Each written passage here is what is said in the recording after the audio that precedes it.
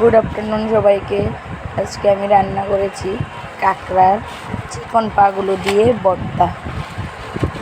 জানি না কে কে এগুলো খায়, কিন্তু আমরা খাই। চিকন পাগুলোকে ভালো করে ধুয়ে তারপর কড়াইতে টেলে নিয়েছি, সাথে কাঁচা লঙ্কা, কয়েকটা রসুন দিয়ে তারপর সবগুলোকে একসাথে পেঁয়াজ আর যেগুলো টালা ছিল সবগুলো দিয়ে মিক্সি করে নিয়েছি।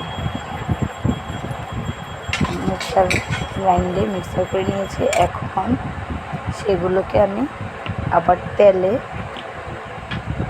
নেড়ে নেব, তাহলে ভর্তাটা খেতে খুবই স্বাদ লাগবে। ছোট্ট একটা রেসিপি আপনাদের সাথে শেয়ার করলাম। কে কে খেয়েছেন কাঁকড়ার পাগুলো, চিকন পাগুলোর ভর্তা, আমাকে কমেন্টে জানাবেন।